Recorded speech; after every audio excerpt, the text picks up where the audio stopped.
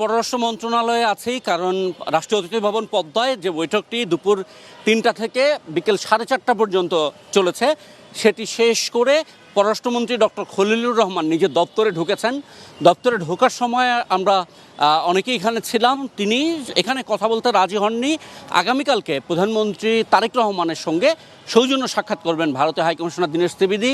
সেই সময় কী আলোচনা হয় সেটার বিষয়ে আনুষ্ঠানিকভাবে জানানো হবে। পররাষ্ট্রমন্ত্রী তাই বলেছেন যে আগামীকালকে সৌজন্য সাক্ষাতের পরে তারা হয়তো জানাবেন ভারতের বিষয়ে, বিশেষ করে ব্রিক্স সম্মেলনে প্রধানমন্ত্রী তারেক রহমান যাবেন কিনা সেই উত্তর হয়তো আমরা আগামীকালকে প্রধানমন্ত্রীর সঙ্গে দীনেশ ত্রিবেদী ভারতীয় হাইকমিশনার তার সৌজন্য সাক্ষাতের পর পেতে পারি, এমন একটা ধারণা আমরা পেয়েছি। সেটাও আসলে খুব পরিষ্কার না যে কালকেই দেওয়া হবে কিনা, তবে কালকে বৈঠকের পর জানা যেতে পারে এমন আভাস পররাষ্ট্রমন্ত্রী দিয়েছেন। কালকে সকালে প্রধানমন্ত্রী তারেক রহমানের সঙ্গে ভারতীয় হাইকমিশনার দীনেশ ত্রিবেদীর প্রথম সাক্ষাৎ অনুষ্ঠিত হবে।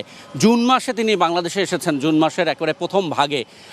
এর 1.5 মাস পর গত জুলাইয়ের শেষ দিকে এসে পররাষ্ট্রমন্ত্রীর সঙ্গে প্রথম সৌজন্য সাক্ষাৎ করতে পেরেছিলেন, কারণ পররাষ্ট্রমন্ত্রী ভীষণ ব্যস্ত ছিলেন। আপনি জানেন যে জাতিসংঘ সাধারণ পরিষদের সভাপতি পদে নির্বাচন, বিভিন্ন সফরের পর তিনি ভারতীয় নতুন হাইকমিশনারকে গত মাসের শেষ দিকে সৌজন্য সাক্ষাতের সময় দেন।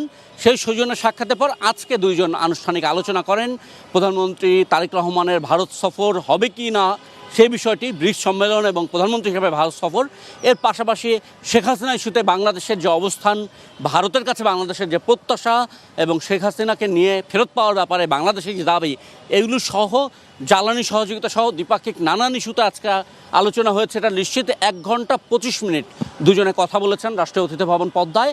আগামীকাল প্রধানমন্ত্রী তারেক রহমানের সঙ্গে সৌজন্য সাক্ষাৎ যখন করবেন দীনেশ ত্রিবেদী, তারপর নিশ্চয়ই একটি আনুষ্ঠানিক বিবৃতি আমরা সরকারের পক্ষ থেকে যা পাবো, তখন হয়তো জানতে পারবো যে প্রধানমন্ত্রী দিল্লি সফরের বিষয়ে কোনো সিদ্ধান্ত ইতিমধ্যেই হয়ে গেল কিনা, এবং সাবেক প্রধানমন্ত্রী শেখ হাসিনার কথা বলা ইস্যুতে বাংলাদেশের যে অনড় অবস্থান, একজন পলাতক আসামি, দণ্ডিত আসামি, তিনি ওখানে বসে রাজনীতি করতে পারবেন না, সংবাদ সম্মেলন করতে পারবেন না, সে বিষয়ে ভারত তাদের অবস্থান পাল্টানো কিনা বা নতুন কোনো আশ্বাস দিল কিনা সেটিও হয়তো আমরা জানতে পারবো।